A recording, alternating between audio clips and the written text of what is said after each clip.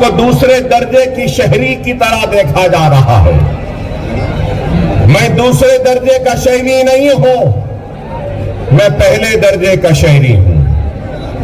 میں آج آپ کے سامنے اگر آیا ہوں تو جواب طلب کرنے آیا ہوں ان لوگوں سے جنہوں نے کبھی نعرہ دیا تھا سب کا ساتھ, سب کا وشواس. تو میں پوچھنا چاہتا ہوں کہ مجھے تم نے اپنے ساتھ سے محروم کیوں رکھا؟ مجھے اپنے وشواس سے محروم کیوں رکھا؟ تم نے مجھے وکاس سے محروم کیوں رکھا؟ کیا میں اس ملک کا شہری نہیں؟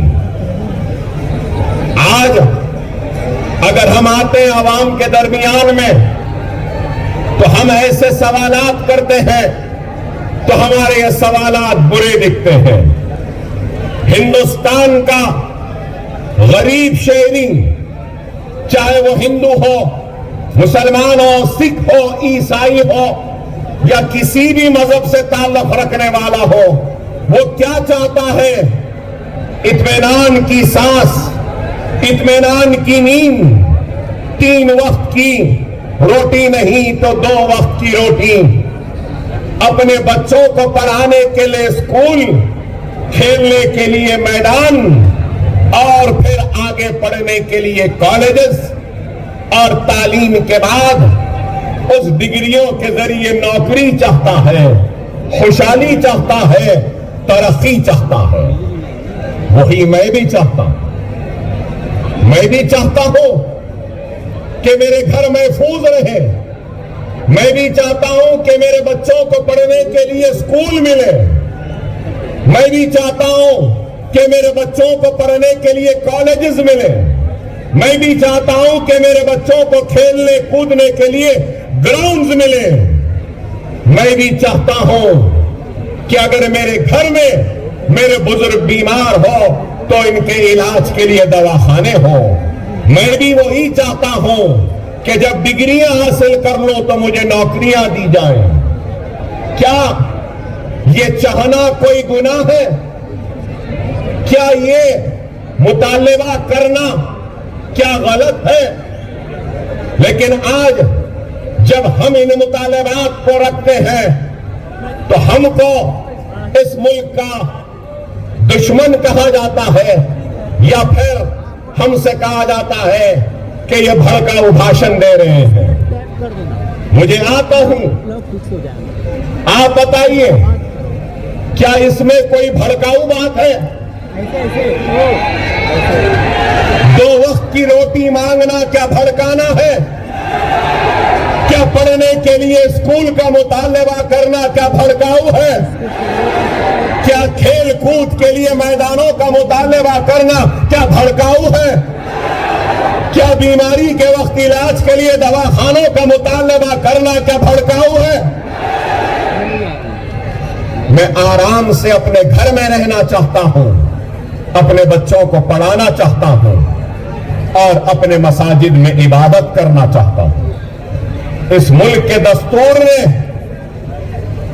ہر ایک کو اختیار دیا کہ وہ اپنے مذہب پہ قائم رہ سکتا ہے. ہندو کو اختیار ہے کہ وہ اپنے مذہب پہ قائم رہے, اپنے بھگوان کی پوجا کرے, منادر کے گھنٹے بجائے. تو مسلمان کو بھی اس ملک نے اجازت دی ہے کہ وہ اپنے مساجد سے اذان کی آواز دے اور نماز پڑھے. تو اس ملک نے عیسائیوں کو بھی اجازت دی ہے کہ وہ گرجا گھر میں اپنی عبادت کر سکیں. پارسیوں کو بھی عبادت دی کرنے کا حق و اختیار ہے. لیکن آج یہ ملک کہاں جا رہا ہے؟ اس ملک کا سب سے بڑا مسئلہ کیا ہے آج؟ صرف مسلمان کا نہیں ہے. مسلمان اگر بولتا ہے تو سمجھتے ہیں کہ مسلمان کی بات کر رہا ہے. نہیں, میں مسلمان کی بات نہیں کر رہا ہوں, میں اس ملک کی بات کر رہا ہوں. اس ملک میں رہنے والے ہندو, مسلم, سکھ, عیسائی کی بات کر رہا ہوں. میں ہندوستانی کی بات کر رہا ہوں. میں بھارتی کی بات کر رہا ہوں, میں انڈینز کی بات کر رہا ہوں کہ سب سے بڑا مسئلہ ہے تو بے روزگاری کا ہے, دوسرا مسئلہ ہے تو مہنگائی کا ہے, تیسرا مسئلہ ہے تو اس کا ہے کہ پیٹرول ڈیزل کی قیمتیں بڑھ رہی ہیں, چوتھا مسئلہ ہے کہ ہندوستان کی بگڑتی ہوئی معیشت کا ہے, روپیے کی گرتی ہوئی خبر کا ہے, ڈالر بڑھ رہا ہے. لیکن آج آپ بتائیے, نہ روزی کی فکر ہے, نہ روٹی کی فکر ہے, نہ ہی مہنگائی کو کم کرنے کی فکر ہے, نہ کسانوں کو خودکشی سے روکنے کی فکر ہے, نہ ہی بیماروں کے علاج کے لیے دواخانوں کو بنانے کی فکر ہے. اگر صرف فکر ہے تو یہی ہے کہ ملک میں ایک نفرت کو پیدا کرو, ہندو مسلمان کی دیوار کو کھڑا کر دو, اور صرف بات کی جائے تو صرف مسلمان ایسا, مسلمان ویسا, مسلمان اتنے شادی کرتا, مسلمان ایسا کرتا. نہیں میرے بھائی, اس ملک کا مسئلہ مسلمان نہیں ہے, اس ملک کا مسئلہ بے روزگاری ہے, اس ملک کا مسئلہ غربت ہے, اس ملک کا مسئلہ پانی ہے, اس ملک کا مسئلہ اناج ہے. لیکن آج صرف باتیں اگر ہوتی ہیں تو کیا آپ بتائیے, میں پوچھنا چاہتا ہوں, جن لوگوں نے کہا تھا کہ 15 لاکھ لائیں گے, کیا لائے؟ بلیک منی کا خاتمہ کریں گے, کیا ہوا؟ کیا کرپشن کا خاتمہ ہوا؟ کیا مہنگائی کم ہوئی؟ کیا روزی ملی یا روٹی ملی؟ لیکن ان سارے مسائل سے توجہ کو ہٹا دیا, اور کیا بس مسلمان مسلمان. ارے یہ مسلمان, میں مسلمان ہوں, ہاں ہوں, مجھے ناز ہے, مجھے ناز ہے مسلمان ہونے پر, میں مسلمان ہونے پر شرمندہ نہیں ہوں, میں مسلمان ہونے پر خائف بھی نہیں ہوں, اور میں یہ فخر سے کہہ سکتا ہوں کہ میں ہندوستانی بھی ہوں, اور مجھے ہندوستانی ہونے پر فخر ہے.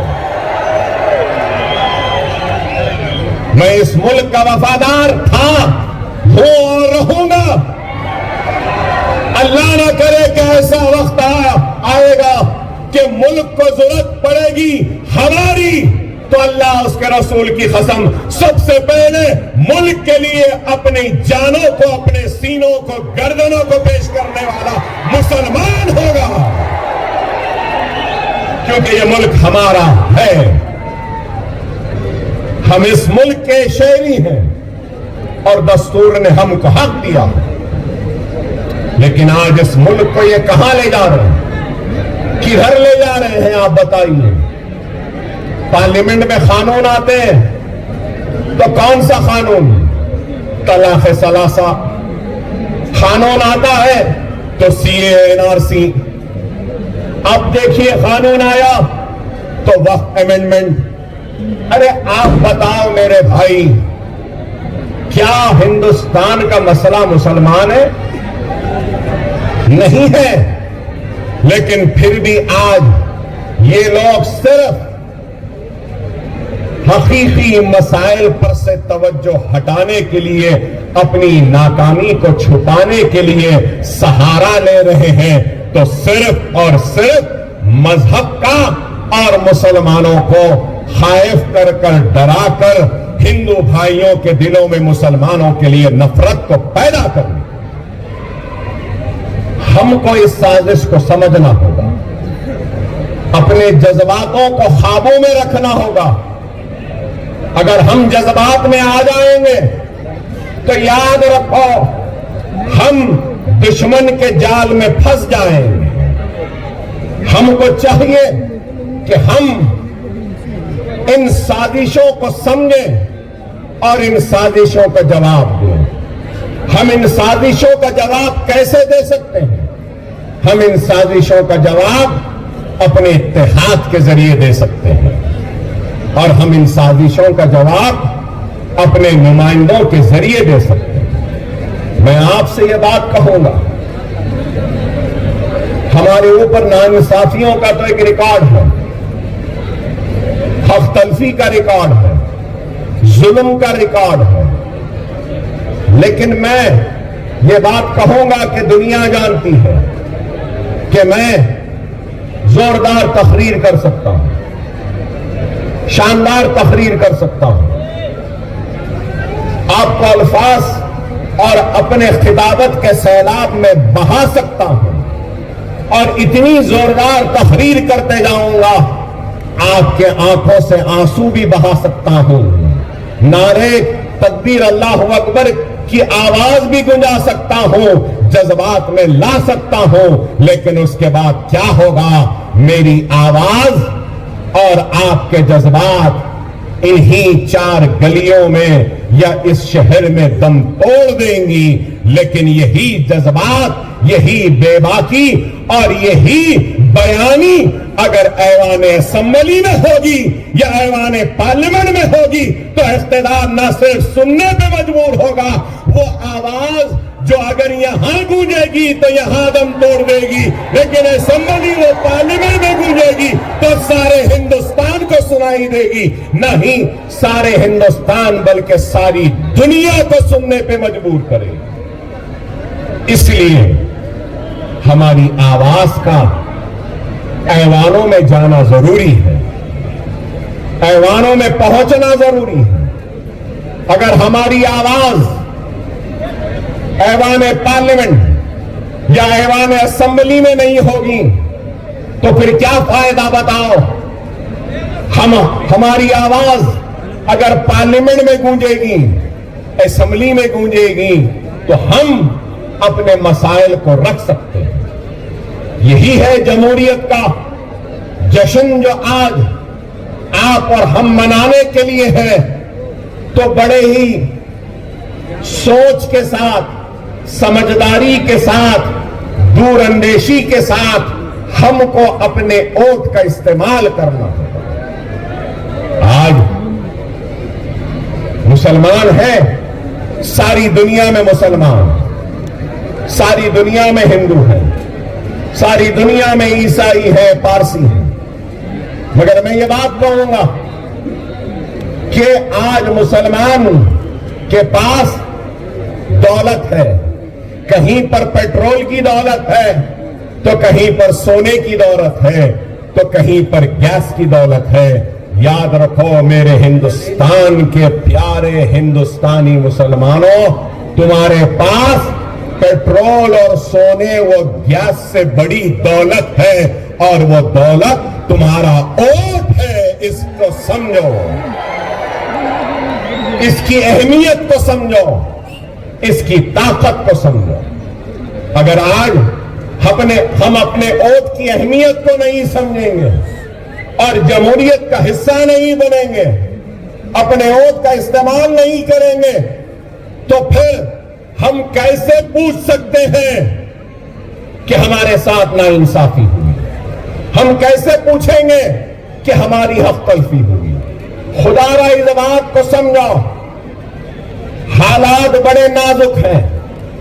آج میں مجلس اتحاد المسلمین کے ذمہ دار کی حیثیت سے آپ کے سامنے ہوں، تو میں بتانا چاہتا ہوں مجلس اتحاد المسلمین کیا ہے۔ مجلس اتحاد المسلمین حیدرآباد، تلنگانہ و آندھرا کے مسلمانوں کے دلوں کو فتح کرنے میں کامیاب ہوئی، تو کیوں ہوئی؟ کیا صرف جذباتی تحاریر سے ہوئی یا صرف نعروں سے ہوئی؟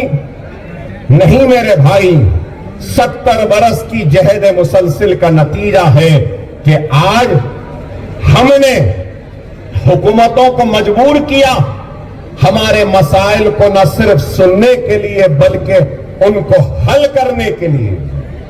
آج آپ خود غور کرو کہ آج میں نے کہا آپ سے کہ ایک غریب کیا چاہتا ہے, ایک انسان کیا چاہتا ہے. اسکول, گراؤنڈز, کھیلنے کے لیے کالجز. ارے آج الحمدللہ مجلس اتحاد المسلمین کا خود کا اپنا میڈیکل کالج ہے, مجلس کا خود کا اپنا انجینئرنگ کالج ہے, مجلس کا خود کا اپنا MBA کالج ہے, مجلس کا خود کا اپنا MCA کالج ہے, مجلس کا خود کا اپنا فارمیسی کالج ہے, مجلس کا خود کا اپنا آرکیٹیکچرل کالج ہے, مجلس کا خود کا اپنا نرسنگ کالج ہے, مجلس کا خود کا اپنا 1-2 ہزار بستر کا دواخانہ ہے, مجلس کا خود کا اپنا 1500 بستر کا دواخانہ ہے, مجلس کا خود کے اپنے اسکولز ہیں, مجلس کے خود کے اپنے بینکس ہیں. آپ بتاؤ یہ کام کیسے ہوا, کیسے ہوا بتاؤ. آپ بولیں گے کہ مجلس صرف جذباتی باتیں کرتی ہے. نہیں, ہم نے کام کیا. اور میں کہنا چاہتا ہوں کہ ہندوستان کا ون آف دا بیسٹ نہیں تو کم از کم اچھے کیمپسز میں اگر کوئی ہے تو وہ ہمارا مجلس کا Deccan college of medical sciences کا کیمپس ہے. کہ اتنا ہے. اور آپ کو یہ بھی بتاتا چلو کہ ہمارے دواخانوں میں جنرل وارڈ فری ہے, ہمارے دواخانوں میں نارمل ڈیلیوری فری ہے, ہمارے دواخانوں میں LACS مطلب کہ اگر آپریشن سے بچہ ہوتا ہے تو صرف 6,000 روپیے میں ہوتا ہے, ہمارے پاس ڈائلسس 500 روپیے میں ہوتا ہے, ہمارے پاس CT اسکین 500 روپیے میں ہوتا ہے. اور میں اپنی ذات سے لوگ حیرت کریں گے کہ ہندوستان میں کوئی لیڈر نہیں ہوگا. میں خود 10 اسکول چلاتا ہوں جہاں پر 25,000 بچوں کو مفت تعلیم دی جاتی ہے. نہ صرف یہ, میرے اسکولز میں 10th کی فری کوچنگ, PUC انٹرمیڈیٹ کی فری کوچنگ, نیٹ کی فری کوچنگ, ناٹا کی فری کوچنگ, لا سیٹ کی فری کوچنگ, انجینئرنگ کی فری کوچنگ. آپ کو سن کے حیرت ہوگی کہ 40,000 بچوں کو مفت تعلیم کا انتظام آج حیدرآباد میں اکبر الدین اویسی کروا رہا ہے. نہ صرف یہ, اب تک شہر حیدرآباد کے 2.5 لاکھ خواتین کو ہم نے ووکیشنل کی ٹریننگ دی. اگربتی بنانا, موم بتی بنانا, ٹوکرے بنانا, اسپوکن انگلش, کمپیوٹر کے classes, mehndi designing, beauty classes, fashion technology. ارے آپ بتاؤ 2.5 لاکھ. نہ صرف یہ بلکہ وہ نوجوان جو معاشی پریشانی کی وجہ سے اپنے تعلیم کو ترک کرتا ہے, اس کو ہم اوپن اسکول کے ذریعے 10th لکھاتے ہیں, اوپن اسکول کے ذریعے 12th لکھاتے ہیں, اور اوپن یونیورسٹی کے ذریعے ہم اس کو گریجویٹ بھی بناتے ہیں اور اس کو ماسٹرز میں لے کر جاتے ہیں. کیا یہ کام نہیں؟ ارے یہ کام ہے. آپ بولیں گے کہ اکبر صاحب آپ نے تو یہ کام کیا, اور پھر ریاست میں کیسا کام؟ آج میں مجلس اتحاد المسلمین کا فلور لیڈر ہوں. آپ کی توجہ چاہتا ہوں یہاں بیٹھے لوگوں سے. میں جب پہلی مرتبہ مجلس کا فلور لیڈر بنا, کب؟ 2004 میں. 2004 میں جب فلور لیڈر بنا تو مائنورٹیز اقلیتوں کا بجٹ جو تھا وہ 26 کروڑ تھا. کتنا؟ 26 کروڑ. اور آج میں جس ریاست سے آیا ہوں وہاں پہ مائنورٹیز کا بجٹ 3000 کروڑ کا ہے. کتنا؟ 3000. آپ بتاؤ کیا یہ کارنامہ نہیں ہے؟ آپ یہاں نوجوان کھڑے ہیں. ہماری ریاست میں کوئی بھی نوجوان ڈاکٹر بننا چاہے, انجینئر بننا چاہے, لائر بننا چاہے, ایم بی اے ماسٹرز کرنا چاہے یا ایم سی اے کرنا چاہے یا فارمیسی کرنا چاہے یا آرکیٹیکچر کرنا چاہے, وہ صرف امتحان کو کوالیفائی کر لے اور حکومت اس کی پوری فیس دیتی ہے. کیا آپ کو معلوم 10 سال میں کتنے مسلمان بچوں کو اسکالرشپ ملی؟ کیا آپ جانتے ہیں؟ آپ کو سن کر حیرت ہوگی. تلنگانہ میں مسلمانوں کی آبادی کتنی ہے؟ تلنگانہ میں مسلمانوں کی آبادی 50 لاکھ ہے. کتنی؟ 50 لاکھ. اور مہاراشٹر میں مسلمانوں کی آبادی کتنی ہے؟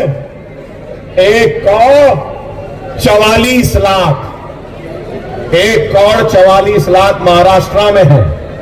ہمارے پاس 50 لاکھ. آپ کو سن کے حیرت ہوگی 10 سال میں, صرف 10 سال میں 28 لاکھ مسلمان بچوں کی اسکالرشپ حکومت نے ادا کی ہے. 28 لاکھ. غور کرو, 3000 بچے اوورسیز اسکالرشپ کے ذریعے لندن, امریکہ, کینیڈا, نیوزی لینڈ, آسٹریلیا میں جاتے ہیں اور حکومت ان کو 20 لاکھ روپیہ دیتی ہے. کتنا؟ 20 لاکھ روپیہ دیتی ہے. پلین کا ٹکٹ دیتی ہے, ہاسٹل کی فیس دیتی ہے اور سیمسٹر کی فیس دیتی ہے. ماسٹرز کرنے کے لیے گئے ہیں. نہ صرف یہ, مجلس کی نمائندگی پر شادی مبارک ایک اسکیم کا آغاز ہوا. آپ کو معلوم اب تک 3 لاکھ مسلم بچیوں کی شادیاں ہوئی ہیں. 1 لاکھ چلر روپیہ, 1,01,000 دیا جاتا ہے. 3 لاکھ بچیوں کی شادیاں ہوئی ہیں شادی مبارک میں. کیا یہ کام نہیں؟ ارے ہم نے کام کیا. ارے آج آپ بتاؤ. اور پھر میں نے آپ سے کہا کہ 1,44 لاکھ مسلمانوں کی آبادی ہے مہاراشٹر میں. تلنگانہ میں 50 لاکھ. مہاراشٹر کا بجٹ, اگر میں غلط ہوں تو مفتی صاحب مجھے ٹوک سکتے ہیں, مہاراشٹر کا بجٹ, مکمل بجٹ 6,12,000 کروڑ کا 6.12 لاکھ کروڑ کا بجٹ ہے. میں آپ سے بتانا چاہتا ہوں تلنگانہ کا بجٹ صرف 2,91,000 2,91,000 کا. اور پھر مائنورٹی ویلفیئر کا بجٹ مہاراشٹر میں کتنا ہے؟ آپ کو سن کے حیرت ہوگی, 928 کروڑ. اور تلنگانہ میں مائنورٹیز کا بجٹ 3,003 کروڑ روپیز ہے. آپ بتاؤ 6 لاکھ کروڑ کا بجٹ ہے, 1,000 کروڑ بھی ہمارا حصہ نہیں. تو کیا یہ ناانصافی نہیں تو کیا انصاف ہے؟ آپ بتاؤ. نہ صرف یہ, پوسٹ میٹرک اسکالرشپ کے لیے مہاراشٹر میں صرف 120 کروڑ. مہاراشٹر میں پوسٹ میٹرک اسکالرشپ کے لیے 120, اور ہماری ریاست تلنگانہ میں 420 کروڑ. اور وقف بورڈ کو جو گرانٹ دی جاتی ہے مہاراشٹر میں 10 करोड़। तेलंगाना में जो ग्रांट दी जाती है वक्फ बोर्ड को वो 120 crore. Minority finance corporation 500 crore. यहां पे बैंक लिंक सब्सिडी है, बैंक लिंक है, मतलब बैंक से लिंक है। हमारे पास 450 करोड़ है, कोई बैंक से लिंक नहीं है, एक ही वक्त दे देते हैं, वो ले लेता है, कारोबार करता है और अपनी रोजी रोटी को जमाता है। ये काम है। रेजिडेंशियल स्कूल्स, क्या यहां पे एक भी मुस्लिम रेजिडेंशियल स्कूल है? आपको सुन के हैरत होगी, एक भी महाराष्ट्र में मुस्लिम माइनॉरिटी रेजिडेंशियल स्कूल नहीं है। लेकिन मैं जहां से आया हूं वहां पर 950 मुस्लिम minority residential schools and colleges है। क्या ये काम नहीं?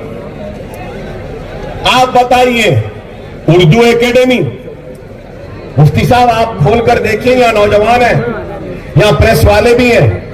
महाराष्ट्र उर्दू एकेडमी, आपके पास इंटरनेट है तो खोलकर देखिए। नाम तो उर्दू एकेडमी है, लेकिन उर्दू एकेडमी उर्दू में नहीं है, मराठी में है लिखा हुआ। उसका वेबसाइट खोलिए, माहर उर्दू एकेडमी, नाम तो उर्दू एकेडमी का है, लेकिन उर्दू में वेबसाइट भी नहीं है, लिंक भी नहीं है। और फिर यहां उर्दू एकेडमी को कितने देते हैं? 2 करोड़। हमारी रियासत में 12 करोड़। चलिए, रमजान में हम रोजा रखते हैं ना, हमारी रियासत में रमजान में मुसलमानों में 68 करोड़ रुपया बांटा जाता है।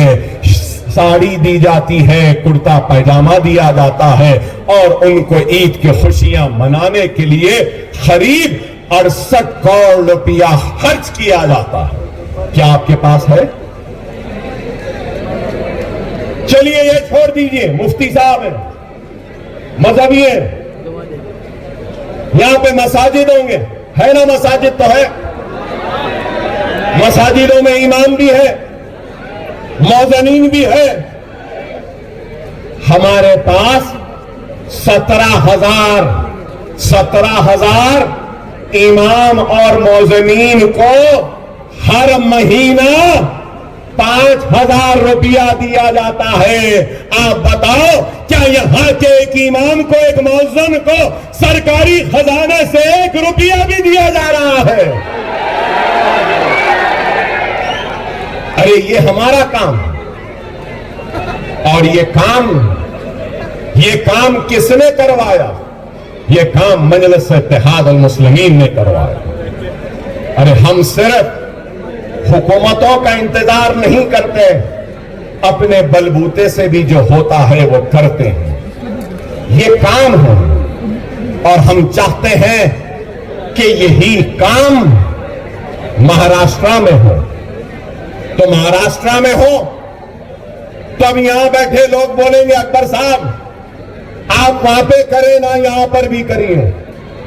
नहीं, मैं अगर आज आया हूं तो अकबरुद्दीन ओवैसी और हैदराबाद की मजलिस जैसी उस मजलिस को यहां बनाने आया हूं और अकबर ओवैसी जैसे काम करने वालों को पैदा करने के लिए आया। आपका काम, आपको चाहिए, अगर इखलास होगा, नेक नियति होगी और काम करने का जज्बा होगा और तुम्हारे खिदमात में बेगर्जी अगर होगी तो जरूर यह काम यहां पर भी हो सकता है। क़यादतें आसान नहीं होती, क़यादत करना बड़ा कांटों का ताज है, आसान नहीं होता।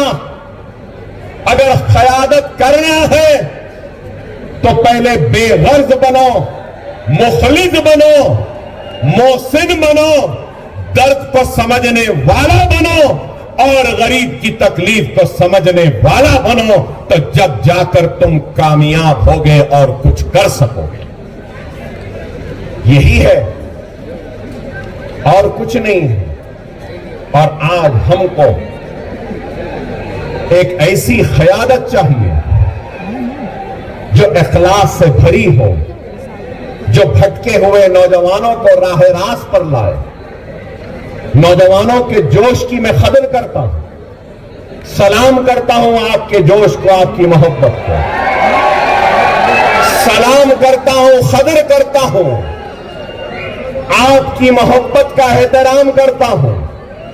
لیکن یہ بات ضرور کہوں گا کہ اپنے سینوں میں ایمان کو زندہ رکھو, ایمان کو مرنے نہ دو. دنیا کے پیچھے نہ دوڑو, آخرت کی فکر کرو. یہ دنیا فانی ہے, یہ دنیا حسین ہے, دنیا جمیل ہے, دنیا خوبصورت ہے, لیکن یاد رکھو یہ دنیا ختم ہونے والی ہے. کسی کو آگے تو کسی کو پیچھے, ہم سب کو دنیا کو چھوڑ کر جانا ہے, اللہ کو منہ دکھانا ہے. اور اللہ ہم سے پوچھے گا کہ تو نے کیا کیا ہے, تو اللہ کے سامنے حاضر ہوتے وقت کچھ تو ایسا کر لو جس سے کہ اللہ تم سے راضی ہو جائے, اللہ خوش ہو جائے اور تمہاری آخرت سنور جائے. ابھی آیا, لوگوں نے کہا شیر آیا, شیر آیا. نہیں میرے بھائی, میں کوئی شیر ویر نہیں ہوں, نہ ہی مجھے شیر بننے کا شوق ہے. میں نہیں ہوں, میں شیر نہیں ہوں, میں انسان ہوں. اور میں اپنے آقا محمد مصطفیٰ صلی اللہ علیہ وسلم کے غلاموں کے غلاموں کے غلاموں کے غلاموں کے غلاموں کے غلام ہوں. میں شیر نہیں ہوں,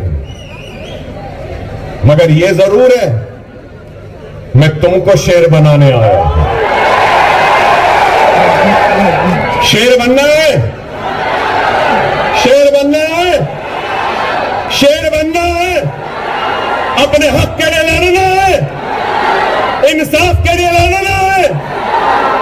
تو آسان ہے, آسان ہے. کیا ہے بولوں, بولوں کیا ہے؟ عمل کرو گے, وعدہ ہے, وعدہ ہے, کرو گے. نماز کے پابند بن جاؤ, قرآن کو پڑھو, سنت رسول اللہ پہ عمل کرو, یتیموں کے سر پر ہاتھ رکھو, بیواؤں کی مدد کرو, ظلم کے خلاف آواز بلند کرو, اپنے گناہوں سے توبہ کرتے ہوئے اپنے روٹھے ہوئے اللہ کو منا لو. تم شیر بن جاؤ گے اور پھر شیر کے سامنے دنیا کی کوئی طاقت تم کو کمزور نہیں کر سکتی. یہ ہمارے ایمان کی طاقت. خدا را سمجھو, سمجھو یہ بات کو. جذباتی تقاریر میں نہیں کروں گا آج, میں صرف اپنی قوم کو سمجھانے آیا ہوں. اپنے وجود کو سمجھو, اپنے وجود کو سمجھو.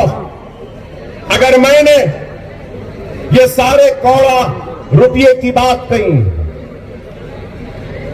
اتنے پیسے مل رہے ہیں, حکومت نہیں دے رہی ہے, ٹھیک ہے, مجلس لڑکے مہاراشٹر میں بھی لے گی جیسا تلنگانہ میں لی تھی.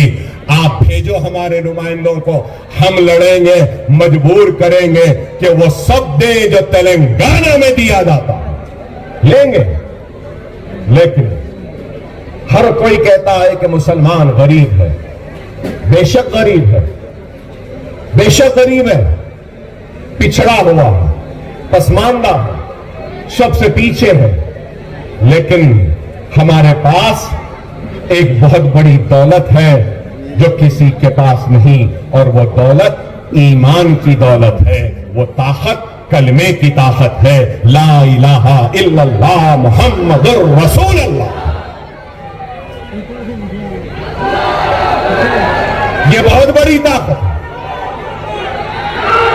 کئی علماء نے اپنی کتابوں میں لکھا ہے کہ اگر کوئی کلمہ پڑھ لے سچے دل سے تو لا الہ الا اللہ محمد رسول اللہ کلمہ پڑھتے پڑھتے سمندر کو بھی پار کر سکتا ہے۔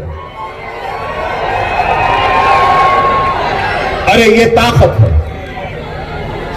یہ طاقت ہے تمہارے پاس۔ ارے اس طاقت کو سمجھو،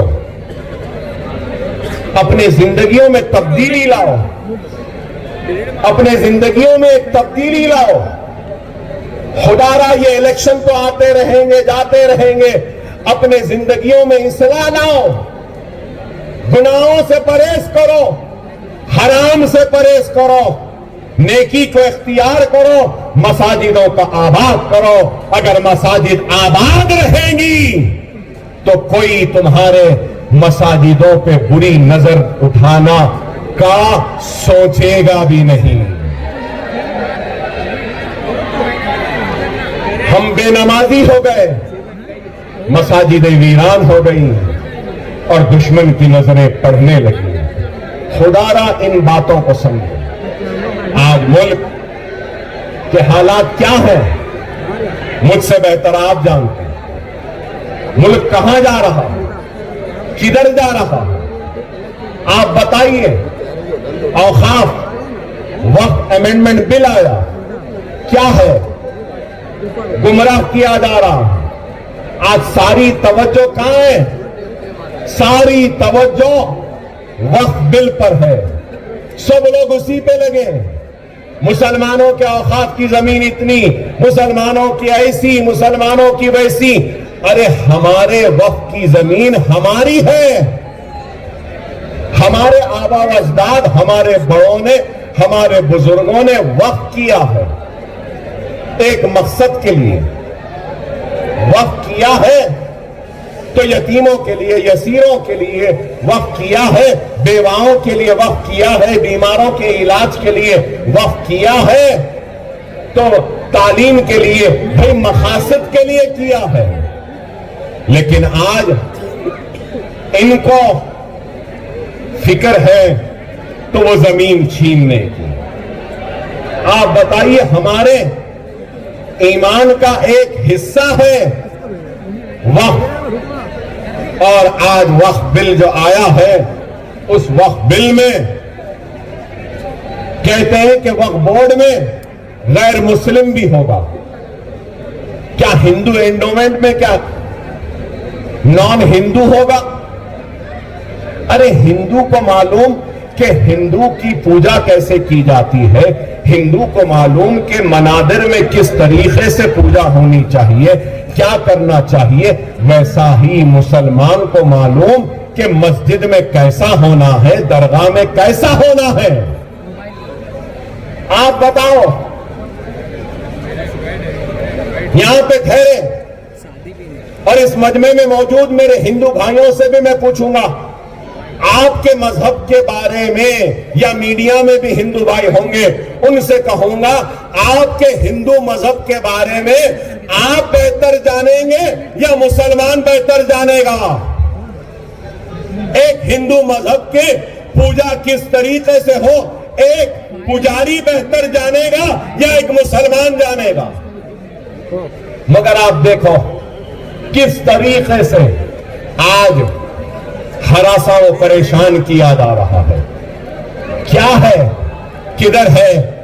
آپ کو غور و فکر کرنی چاہیے۔ اب میں آیا، جیسے آتے ہی پولیس والوں نے مجھے ایک نوٹس دے دی، کہا کہ اکبر صاحب آپ اس پہ دستخط کر دیں۔ چلیے میں کر دیتا ہوں کہ آپ شہر کی پرامن فضا کو نہیں بگاڑیں گے۔ کیا اب تک میں نے کوئی ایسی بات کہی جس سے کہ شہر کا امن متاثر ہو؟ ٹھیک ہے، دے دیے، لے لیا۔ یہ قانون کے محافظین ہیں، میں قانون بنانے والا ہوں۔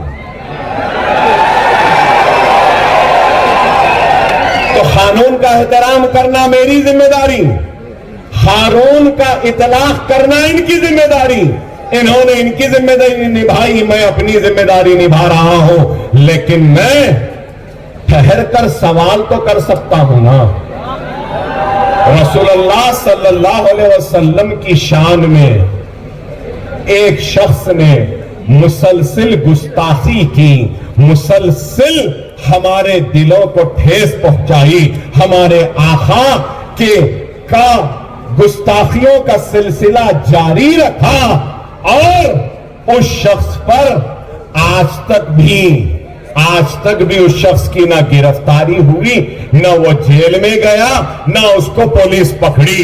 مگر میں مسلمان مالیگاؤں کو آیا تو نوٹس مل گئی. کیا یہ انصاف ہے؟ کیا یہ انصاف ہے؟ ارے انصاف کا تقاضا ہے کہ ہر وہ شخص جو مذہبی منافرت پھیلاتا ہے اور ہندو مسلمان کے بیچ میں تفرقہ ڈالتا ہے، ان کو بانٹتا ہے، ان کو لڑاتا ہے، حکومت کو اور پولیس کو چاہیے کہ ایسے لوگوں کو گرفتار کرے اور جیل میں ڈال دے تاکہ ہندو اور مسلمانوں کے بیچ میں کوئی دیوار نہ پیدا ہو.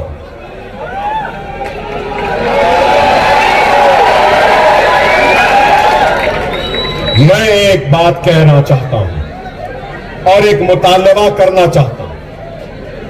اگر میرے مطالبے کو آپ سارے لوگ قبول کرتے ہیں تو زوردار نعرہ لگانا. مجلس اتحاد المسلمین کی طرف سے اکبر الدین اویسی آج اس جلسے کے ذریعے اس عوام کی موجودگی میں یہ مطالبہ کرتا ہے کہ رسول اللہ کی شان میں گستاخی کرنے والے کو فوراً گرفتار کیا جائے، جیل میں ڈالا جائے. کیا آپ منظوری دیتے ہیں؟ نعرہ تکبیر! نعرہ تکبیر! نعرہ تکبیر!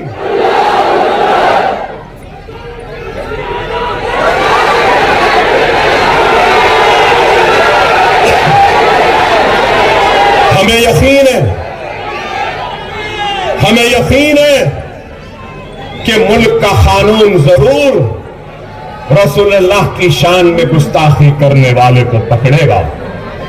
مجھے یقین ہے کہ جس طریقے سے یہ سچے بہادر جواں مرد پولیس والوں نے جو مجھے نوٹس دی ہے، یہی سچے جواں مرد ایماندار پولیس آفیسر اپنی ڈیوٹی کریں گے اور وہ گستاخ کو بھی پکڑ کر لائیں گے. مجھے یقین ہے.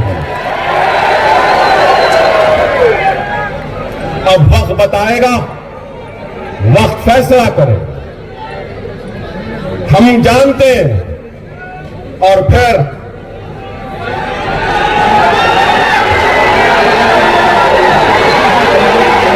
آپ بتائیے کہ اتر پردیش کے وزیر اعلیٰ، اتر پردیش کے چیف منسٹر نے ایک بیان دیا اور بیان میں کہا بٹو گے تو کٹو گے. یا میڈیا والے بیٹھے ہیں، میں میڈیا والوں سے ایک چھوٹا سا مشورہ دوں گا آپ کو. ذرا یوگی صاحب سے پوچھئے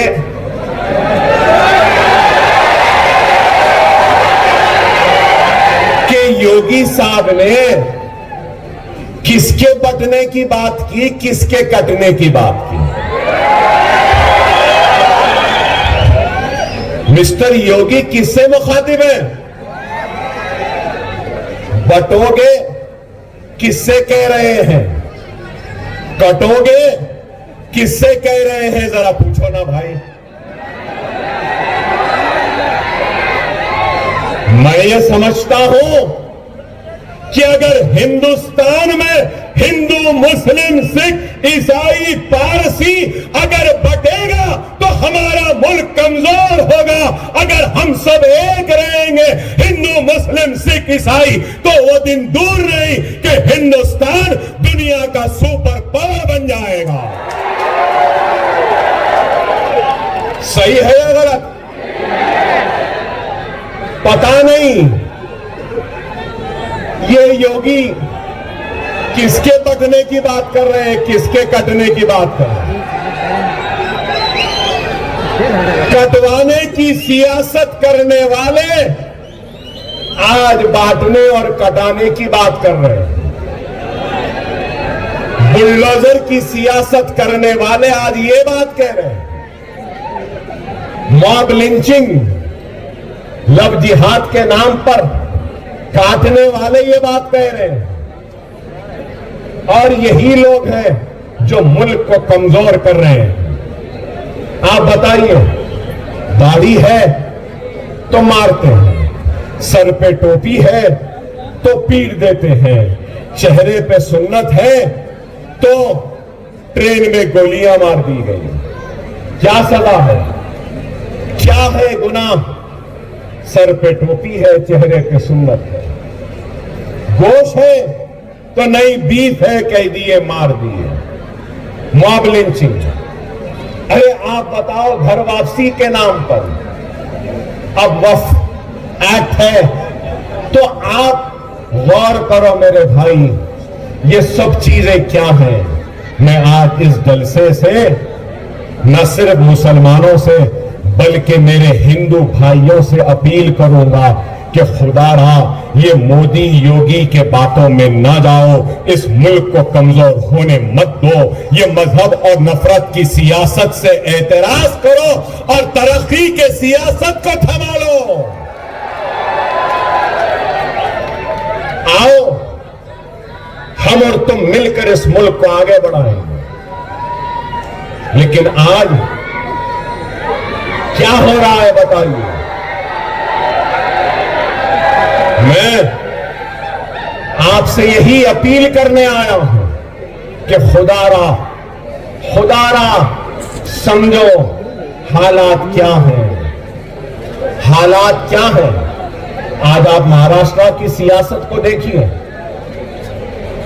مہاراشٹر کی سیاست کو دیکھیے کہ کیا ہے. میں ہمارے پولیس آفیسر سے ریکویسٹ کروں گا، پلیز ڈسٹربنس ہو رہا ہے صاحب، 10 منٹ ہے، مجھے بولنے دیجئے پلیز. اور میں پبلک سے بھی ریکویسٹ کروں گا کہ جو جہاں ہے وہاں ٹھہر جائیں. دیکھو یہ اپنی ڈیوٹی کر رہے ہیں، ٹھہر جاؤ. 10 منٹ ہے، میں ختم کر دوں گا اپنی تقریر. سمجھو 10 منٹ ہے.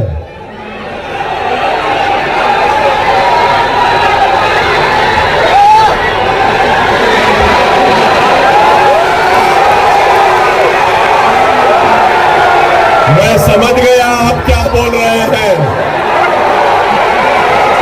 میں سمجھ گیا آپ کیا کہہ رہے ہیں. انشاءاللہ پھر آؤں گا اور پھر اس پر بھی بات کروں گا.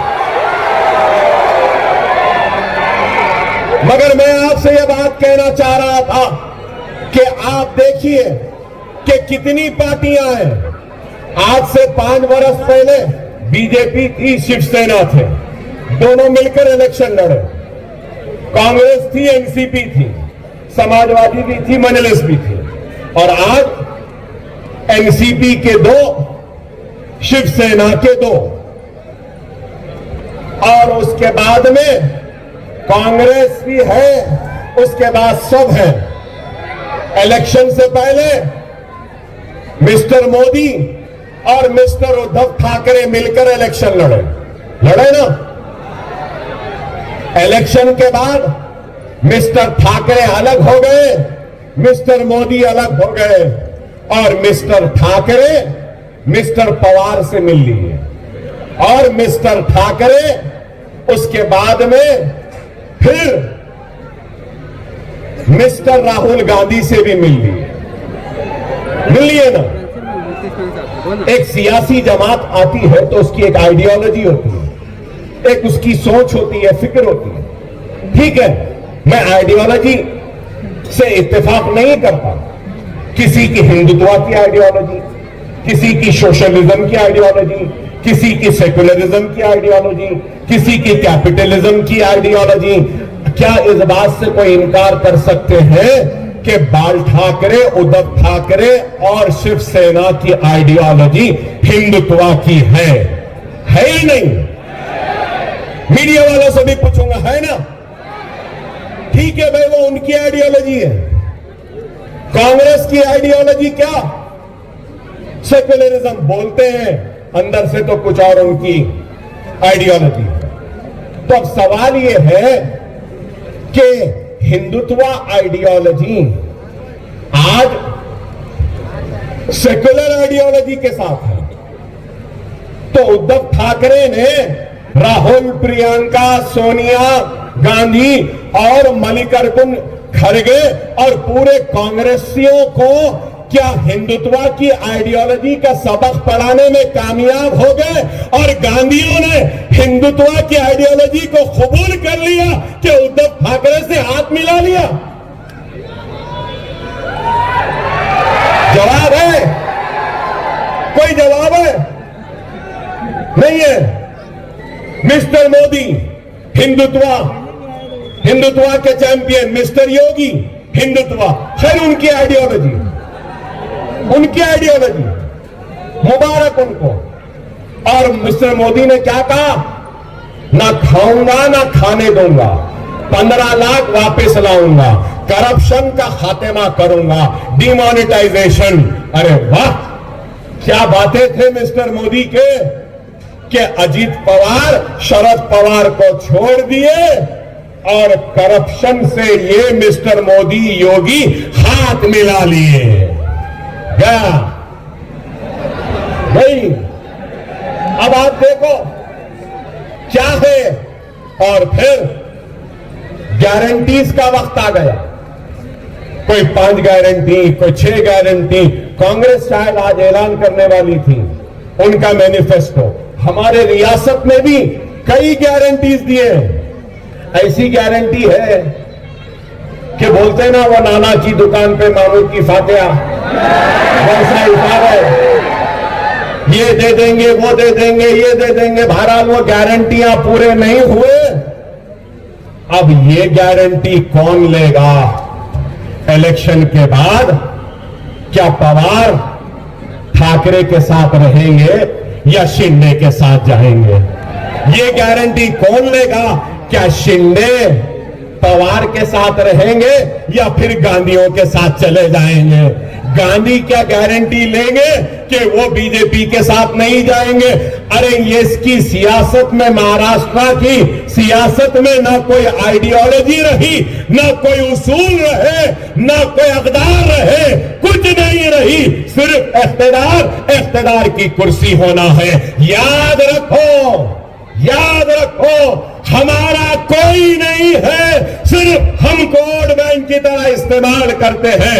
ہمارے پاس اپنی آواز نہیں تھی، اپنی جماعت نہیں تھی۔ اب آپ کی جماعت مجلس ہے، جس کی آئیڈیالوجی ہے آپ کی خدمت، آپ کی آواز، آپ کی عزت، آپ کا وقار، آپ کی شریعت کی حفاظت، آپ کے اوقاف کی حفاظت، آپ کے حق کی لڑائی لڑنا۔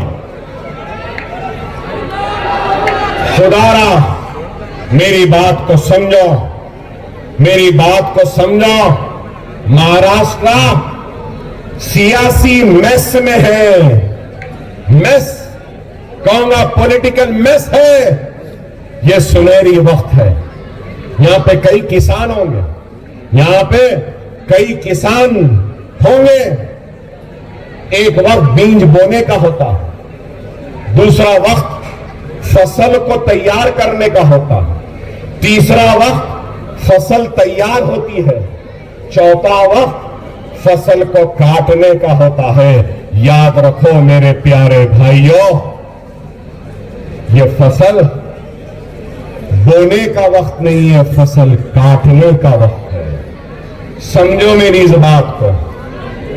اگر مجلس کے 5 یا 7 MLAs آ گئے نا 16 میں سے، تو میری اس پیشن گوئی کو یاد رکھ لو، تمہاری اور ہماری کے مرضی کے بغیر کوئی تخت پہ نہیں بیٹھ سکتا۔ ہم بادشاہ گر ہوں گے، اور جب ہم بولیں گے کہ کیا دے رہے، بچوں کو اسکالرشپ دو، یہاں پہ پاور لوم کو مضبوط کرو.